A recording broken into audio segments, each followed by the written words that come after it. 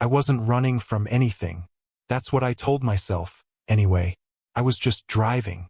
The distinction felt important, a semantic shield against the truth that was chasing me down Route 66 like a phantom state trooper. The truth was, every mile I put between me and Chicago was a mile I didn't have to think about Mark, about the apartment that was no longer ours, about the suffocating weight of a love that had meticulously, methodically hollowed me out. The car was my sanctuary, a moving metal box where the only sound was the drone of the engine and the sad, predictable shuffle of my breakup playlist. I had filled the passenger seat with maps I didn't need and a cooler full of gas station snacks. A pathetic barricade against the ghost of him that insisted on riding shotgun. The Arizona desert was a beautiful and terrible place to have a breakdown, both mechanical and emotional. The sky was a vast, indifferent canvas of bruised purple and searing orange as the sun began to bleed below the horizon. The heat of the day was finally surrendering to a deceptive chill that crept in through the vents. And my car, a sedan utterly unfit for this kind of pilgrimage, gave a shuddering cough and died.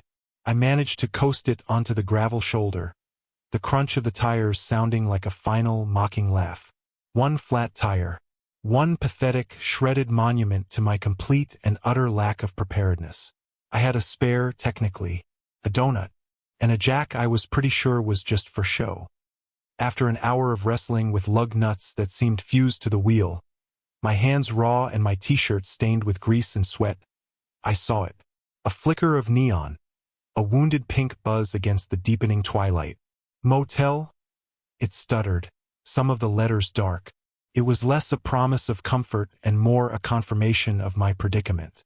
With a sigh that felt like it came from the very soles of my feet, I got the car started again, the rhythmic thump-thump-thump of the ruined tire a slow, agonizing drumbeat accompanying my surrender. The motel was a relic, a collection of single-story units arranged in a tired U-shape around a cracked parking lot sprouting resilient weeds. The office was a small, dusty box of a room, smelling of stale coffee and pine sol. An ancient man with a face like a dried apple sat behind the counter, watching a tiny television with the volume turned up to a deafening roar. He rented me a room for $40 cash and gave me a real metal key attached to a large plastic diamond. He didn't seem to have any idea who could fix a tire. Maybe tomorrow, he'd offered with a shrug. Storm's comin'. My room was clean in a way that suggested a long-standing battle against encroaching decay.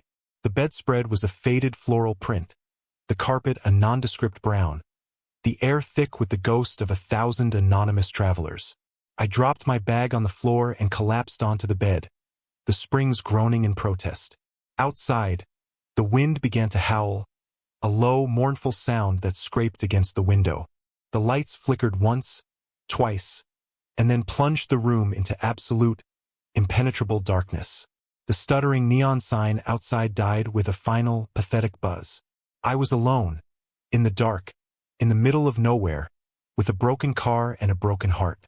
It felt, if I was being honest, grotesquely appropriate. I lay there, listening to the storm gather its strength, and felt a profound, bottomless wave of self-pity wash over me. I didn't even have the energy to cry. I just stared up at a ceiling I couldn't see and waited. A few minutes later, a soft, hesitant knock came at the door.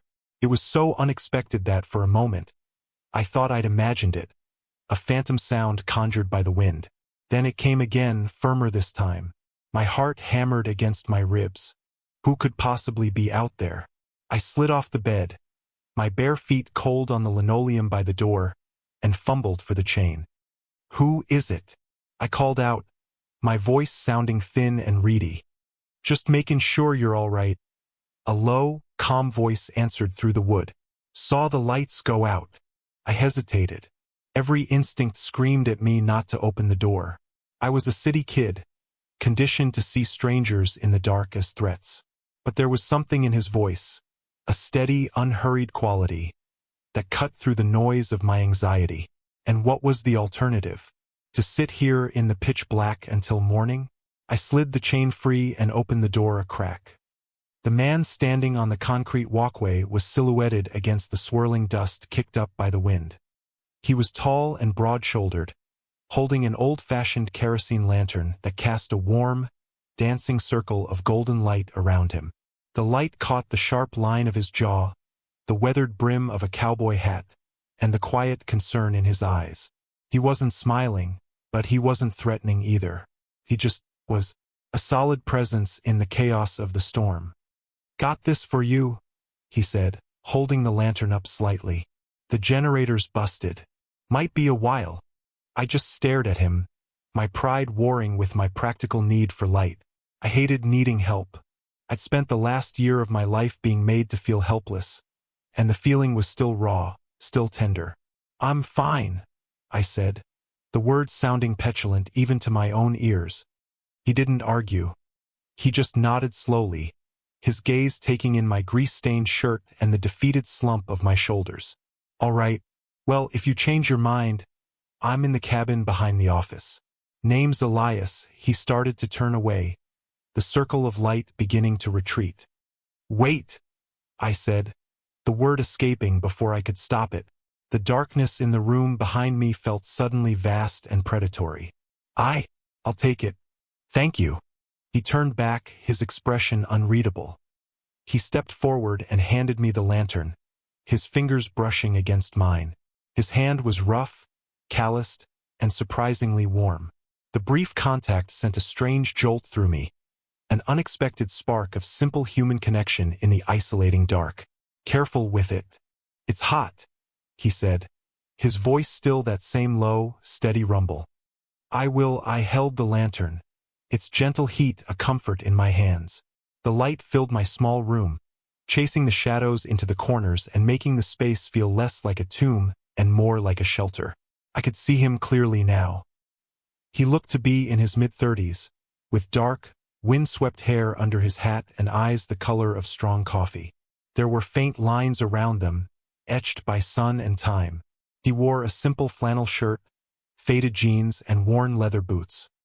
He looked like he belonged here, like he was carved from the same rugged, enduring landscape as the mesas in the distance. "The old man, Henry, he's my great-uncle," Elias explained, as if sensing my unspoken questions.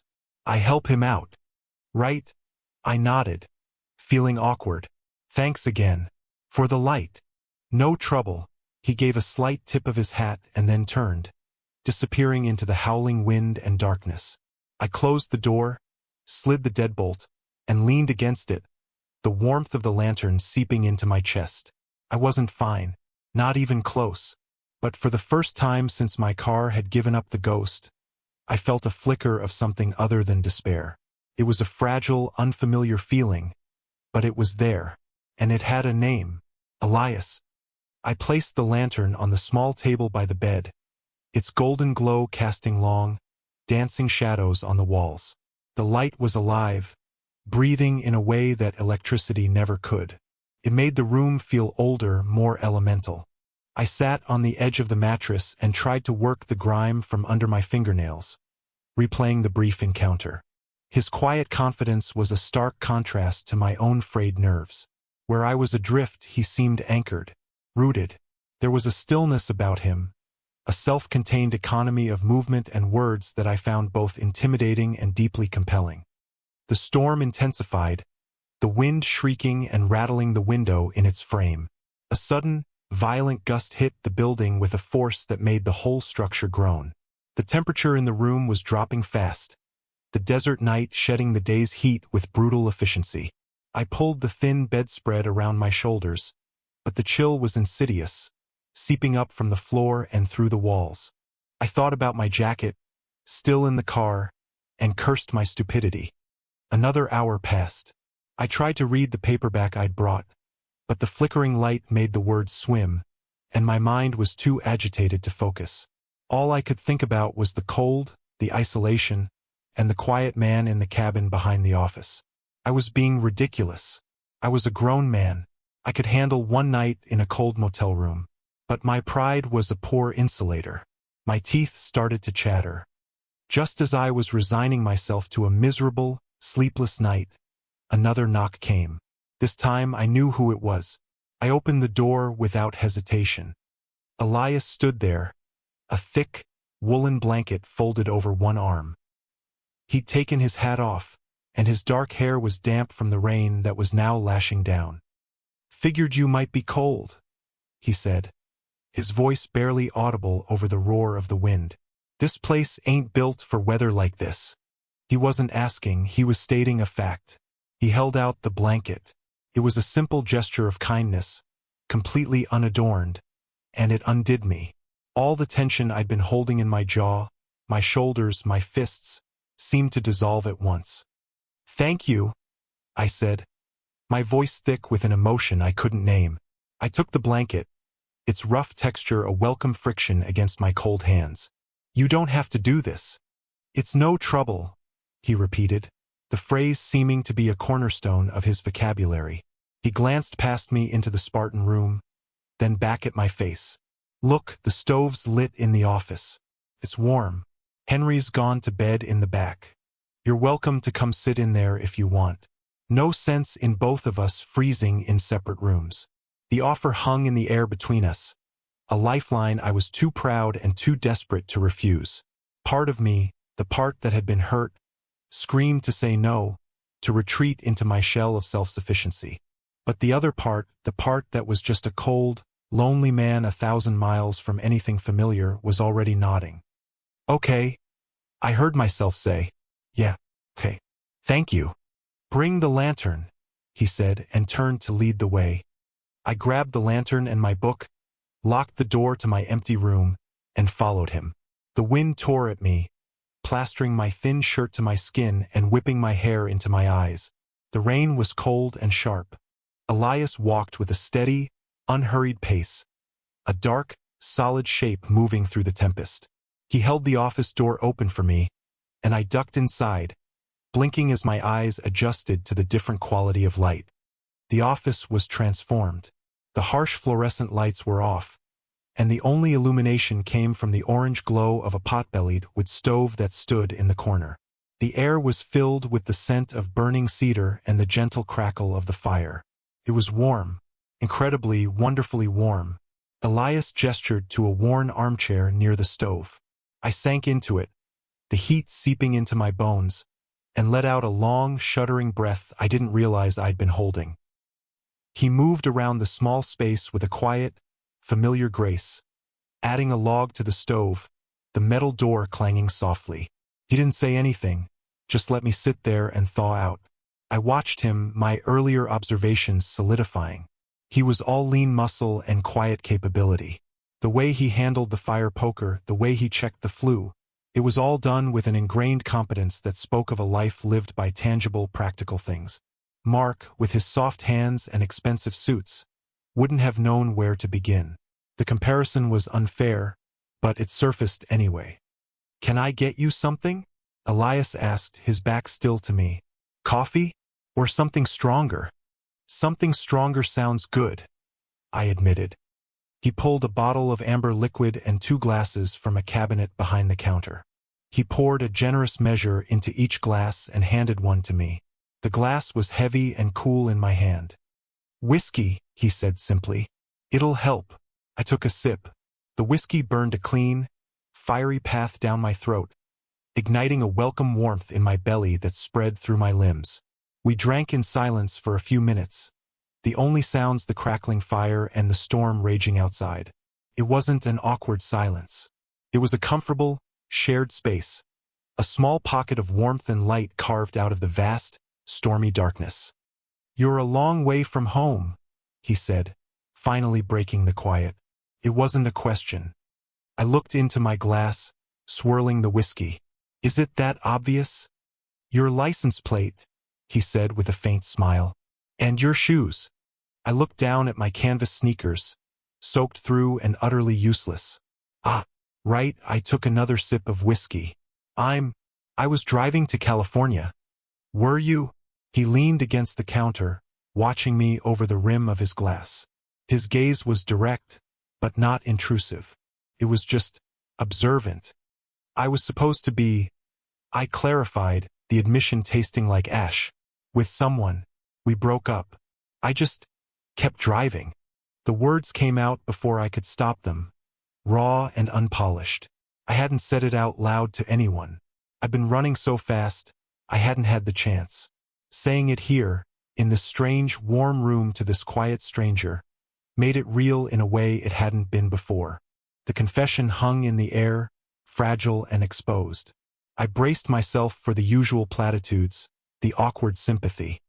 But Elias just nodded slowly, his expression unchanged. Sometimes that's all you can do. There was no pity in his voice, just a simple, profound acceptance. He wasn't trying to fix it. He wasn't trying to make me feel better. He was just acknowledging my reality, and in doing so, he gave me a gift I hadn't realized I desperately needed. The space to just be broken without judgment. I felt the tight knot of anxiety in my chest loosen, just a little. "What about you?" I asked, wanting to deflect the attention, to learn something about the man who had shown me such unexpected kindness. "Is this home?" He looked around the dusty office, a flicker of something melancholy, maybe, in his eyes. "For now," he said. "I grew up on a ranch a couple hours north of here. This was my grandmother's place. When she passed, Henry couldn't manage it on his own. So, here I am." "You gave up the ranch for this?" The question was blunter than I intended. "The ranch was already gone," he said, his voice flat. "Family sold it off piece by piece after my dad died. Nothing left to go back to." He took a long drink of his whiskey, his eyes fixed on the fire. "We all end up in places we don't expect." His vulnerability was a quiet echo of my own. He had lost a home, a way of life. I had lost a relationship, a future I had foolishly believed was certain. We were two ships, wrecked by different storms, who had washed up on the same desolate shore. The shared sense of loss, unspoken but deeply felt, forged a strange and sudden intimacy between us. The space separating our chairs no longer felt like a gulf. I finished my whiskey, the warmth spreading through me, making me feel heavy and relaxed. The adrenaline from the breakdown and the storm had finally worn off, leaving a deep, bone-weary exhaustion in its place. My eyelids felt like lead weights. I must have drifted off, my head slumping against the back of the armchair. I woke with a start, disoriented. The room was darker, the fire having burned down to a bed of glowing orange embers. A heavy weight was draped over me. It was the woolen blanket from my room, tucked carefully around my shoulders. I looked over at the counter. Elias was sitting on a stool, his back against the wall, watching me. The lantern on the counter beside him cast his face in a soft, flickering glow, carving his features out of the shadows. There was an expression on his face I couldn't quite decipher. A quiet intensity, a gentleness that seemed at odds with his rugged exterior. "Sorry?" I mumbled, my voice thick with sleep. "I didn't mean to fall asleep." "Don't be sorry," he said, his voice a low murmur. "You were tired." He didn't move, just kept watching me with that same steady, unreadable gaze. I felt a blush creep up my neck. I felt seen. Not just looked at, but truly seen, in all my disheveled, emotionally raw messiness. It was terrifying and exhilarating all at once. The air in the room had shifted. The comfortable silence was gone, replaced by a thrumming, palpable tension. It was in the way the firelight danced on his skin, the way his eyes held mine, the way I was suddenly aware of my own breathing, of the beat of my own heart. I shifted in the chair, and my hand, still raw from my battle with the lug nuts, scraped against the rough upholstery. I winced, pulling it back. "You're hurt," he said, his focus shifting to my hand. "It's nothing. Just scraped it up changing the tire. Or trying to." Without a word, he pushed himself off the stool and walked over to me. He knelt in front of my chair, the movement fluid and natural. "Let me see." He didn't wait for permission. He gently took my hand in his large, calloused palm cradling mine. His touch was firm and surprisingly soft. A current, hot and sharp, shot up my arm. He turned my hand over, examining the scraped, bleeding knuckles under the lantern light. His thumb brushed over the back of my hand, a feather-light touch that made my breath catch in my throat. "Hold on," he murmured. He went behind the counter and returned with a small first aid kit. He opened it and took out an antiseptic wipe and a bandage. He worked with a focused, gentle efficiency, cleaning the scrapes with a care that felt achingly tender. I watched his head, bent over my hand, the way a few strands of dark hair fell across his forehead. I could smell the faint, clean scent of soap and wood smoke on his skin. Every nerve in my body was on high alert, cataloging the warmth of his fingers, the slight pressure of his touch, the sheer, overwhelming fact of his proximity. When he was done, he wrapped the bandage around my knuckles, his movements slow and deliberate. His fingers lingered on my wrist for a fraction of a second too long, his thumb stroking my pulse point. He looked up then, and his dark eyes met mine. We were inches apart. I could see the flecks of gold in the brown of his irises, could feel the warmth of his breath on my face. The storm outside, the broken-down car, the wreckage of my life, it all faded away. The world shrank to the space between us, a space charged with unspoken questions and undeniable electricity. He had rescued me from the dark, from the cold, from my own spiraling despair, and now, with this simple, tender act of care, he was offering something else entirely, something I hadn't realized I was starving for. My own words from earlier echoed in my head. I was supposed to be on this trip with someone. Mark would never have done this. He would have called roadside assistance and complained about the inconvenience. He would have made my problem his burden. Elias wasn't just fixing a physical wound. He was tending to an emotional one, whether he knew it or not. He was showing me what it felt like to be cared for, without expectation or complaint. He didn't let go of my hand. His gaze dropped to my lips, then flickered back up to my eyes. Question was there, plain as day. My heart was a frantic drum against my ribs. I could pull away, make a joke, break the spell. I could retreat back into the safe, lonely fortress I had built around myself. Or I could lean in. I could choose to be brave for the first time in a very long time. I gave the slightest of nods, a barely perceptible movement. It was all the answer he needed. He leaned in slowly, giving me every chance to change my mind. He closed the last inch between us, and his lips met mine. The kiss was not what I expected. It wasn't hungry or demanding. It was soft, hesitant, a question in itself. It was the taste of whiskey and wood smoke, the feel of warm, slightly chapped lips against mine. I responded instinctively, my own lips parting, my free hand coming up to rest on his shoulder. The rough flannel of his shirt was a solid, grounding texture under my palm. The kiss deepened, the initial hesitancy melting away into a slow, sure exploration. It was a conversation without words, a confession of mutual loneliness and a spark of unexpected connection. It spoke of comfort found in a storm, of a quiet understanding that had grown in the warm, firelit darkness. When he finally pulled back, we were both breathless. He rested his forehead against mine, his eyes closed. His thumb was still caressing my wrist, a steady, rhythmic anchor in a world that had just tilted on its axis. Leo, I whispered, the name feeling foreign on my own tongue. I hadn't even told him my name. Leo, he repeated, his voice a low, rough murmur against my skin. It's a good name. He stayed there for a long moment, kneeling before me, our hands still entwined. The tension hadn't broken.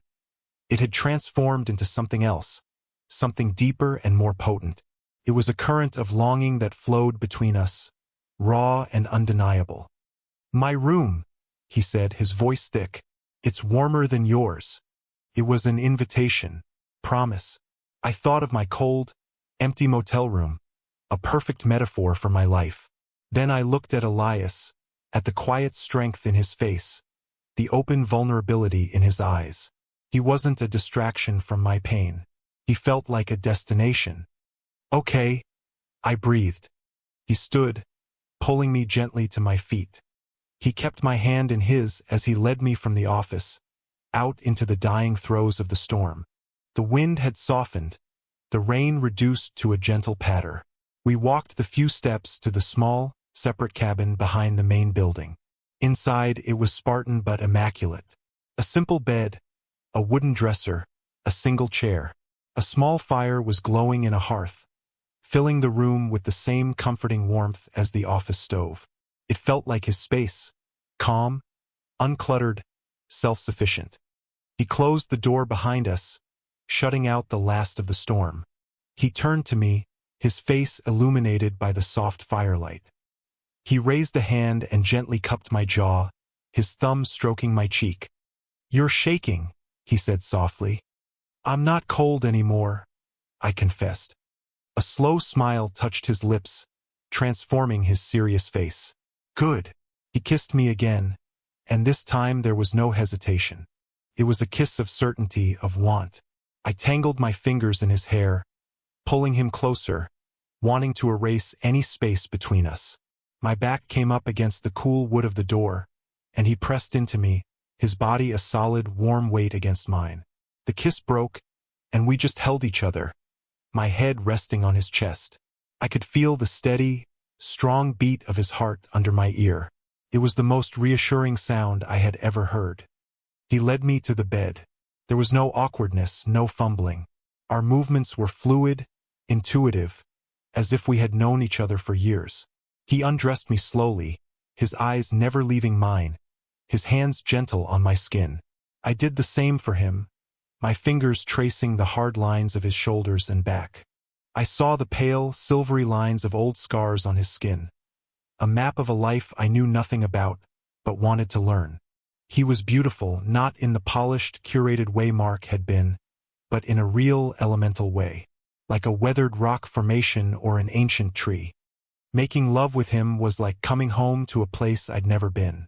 It was slow and tender, a silent communication of comfort and acceptance. He moved with a confident, patient rhythm, watching my face, learning my body. It wasn't about power or performance. It was about connection. It was about two lonely souls finding a moment of profound, unequivocal solace in each other's arms.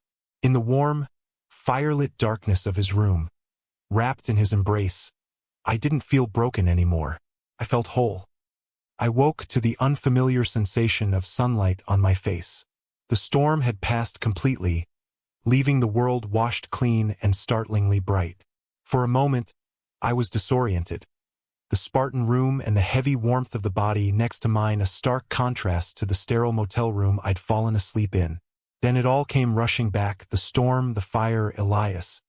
He was still asleep, lying on his stomach, one arm flung over my waist in a possessive, gentle hold. His dark hair was a mess against the white pillow, and his face, in the soft morning light, looked younger. The lines of worry and were smoothed away by sleep. I lay there for a long time, just watching him breathe, listening to the quiet stillness of the morning. The air smelled of rain-soaked dust and the faint, lingering scent of last night's fire. It was peaceful. I couldn't remember the last time I had felt peace. A quiet fear began to creep in. This was a fluke, a one-night anomaly born of a storm and whiskey. In the harsh light of day, the magic would be gone. He would wake up and it would be awkward. He would be a stranger again, and I would just be the guy with the flat tire. I felt the old, familiar urge to run, to slip out of the bed, gather my things, and disappear back onto the highway before the comfortable illusion could be shattered. As if sensing my turmoil, Elias stirred. He rolled onto his back with a soft groan, his eyes fluttering open. They found mine immediately, and for a heart-stopping second, I saw confusion in them. Then, recognition dawned, and a slow, sleepy smile spread across his face. It was the first real smile I'd seen from him, and it lit him up from the inside out. "Morning," he murmured, his voice thick and gravelly with sleep. "Morning," I replied, my voice barely a whisper. He didn't move away. He didn't create distance. Instead, he shifted closer, propping himself up on one elbow. He reached out and gently brushed a stray piece of hair from my forehead. The gesture was so simple, so intimate, it made my chest ache. "You're still here," he said. It wasn't a question. It was a statement of quiet relief. "I'm still here," I confirmed. The urge to run receded, chased away by the warmth in his eyes. He leaned in and kissed me, a soft, lazy morning kiss that tasted of sleep and held no pretense. It was a kiss of reassurance, a confirmation that the connection we'd found in the dark had survived the dawn. I started, the practicalities of my situation rushing back. My car.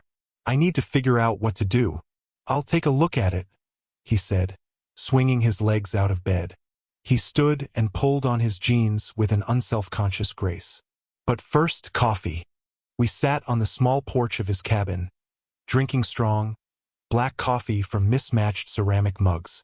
The desert air was cool and clean, and the sky was a brilliant, cloudless blue. The world felt new. Elias had already gone and retrieved my spare, which was, as I suspected, a useless donut. The tire I'd shredded was beyond repair. There's a garage in the next town over, he said, sipping his coffee. About 20 miles. I can drive you and the tire over there. They should be able to patch it or get you a new 1-inch. You don't have to do that, I said, the words a familiar, reflexive protest. He looked at me over the rim of his mug, his expression patient. Leo, I want to. The simple sincerity of it silenced me. I nodded, taking a sip of my own coffee.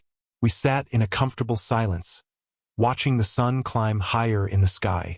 The vast, empty landscape that had felt so threatening and lonely last night now seemed beautiful, filled with a quiet, rugged promise. Why are you so kind to me? I asked, the question slipping out, a product of years of being taught that kindness always came with a price. Elias considered the question for a moment, his gaze fixed on the distant horizon. You looked like you needed it, he said finally. And maybe I did too. He drove an old, beat-up pickup truck that rattled and groaned but felt as solid and reliable as the man himself. The drive to town was mostly silent, but it was a companionable quiet. He pointed out a hawk circling high above and the place where flash floods sometimes washed out the road. Small observations that grounded me in this place, in this moment with him. The garage was able to get me a new tire, but it would take a few hours. Elias didn't seem to mind. We walked through the small, dusty town, got lunch at a diner where the waitress knew his name and talked. I told him about my job as a graphic designer, about the city, about the suffocating feeling of living a life designed by someone else. He told me about the ranch, about the smell of hay after a rain, about the difficult decision to let it go. We didn't talk about Mark, and we didn't talk about his father. We didn't need to. We were talking around the holes in our lives, understanding that the shapes of our losses were similar enough. By the time we got back to the motel with the new tire, it was late afternoon. Elias changed it for me in minutes, his movements efficient and sure. He tightened the last lug nut and stood up, wiping his hands on a rag. There it was. My car whole again. My escape route restored. There was nothing keeping me here anymore. The thought sent a pang of unexpected grief through me. I stood there, leaning against the warm metal of the door, my keys feeling heavy in my hand. The open road stretched out before me, a long, black ribbon disappearing into the horizon. It was what I had wanted yesterday. Freedom, distance, the chance to keep running. But looking at it now, it just looked empty. I turned and looked at Elias. He was watching me, his expression carefully neutral, giving nothing away. He had given me everything: light, warmth, safety, kindness, his body, his time. And he asked for nothing in return. He was just going to let me go. Well, I said, my voice sounding hollow, I guess I should get going. Before it gets dark. He just nodded. Drive safe. This was it. The end of the parenthesis.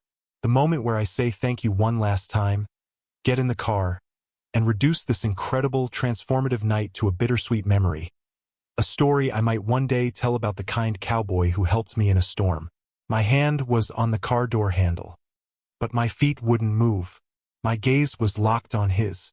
I saw the quiet strength I admired, the gentleness that had healed a part of me I didn't know was broken.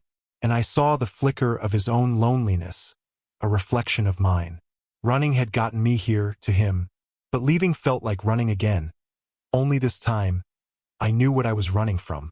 I was running from the first genuine, uncomplicated connection I had felt in years. I was running from hope. What was I even driving toward? An empty apartment in a city I wasn't sure I wanted to return to? A life I needed to rebuild from scratch? The road ahead wasn't a destination. It was just an absence, a void. But here, standing in this dusty motel parking lot, was something real, something solid. Or, I said, my voice shaking slightly, or maybe I could stay. Another night. A slow smile spread across Elias's face, the same one I'd seen this morning. It reached his eyes, crinkling the corners. The rate's $40, he said, his voice laced with gentle humor. I think I can afford it, I replied, a matching smile finally breaking through my own anxiety. Good, he said, closing the small distance between us. He rested his hands on my waist, pulling me away from the car, away from the escape route. Because I was hoping you would. He kissed me then, right there in the bright afternoon sun. A firm, certain kiss that tasted of hope and second chances. It wasn't a goodbye. It was a beginning. I didn't know what would happen tomorrow or the day after. I didn't know if this was a detour or if my destination had changed entirely. All I knew was that for the first time in a long time I didn't want to run. I wanted to stay. I wanted to see where this road, the one that had led me, broken and lost, to his door would go. And for now that was more than enough.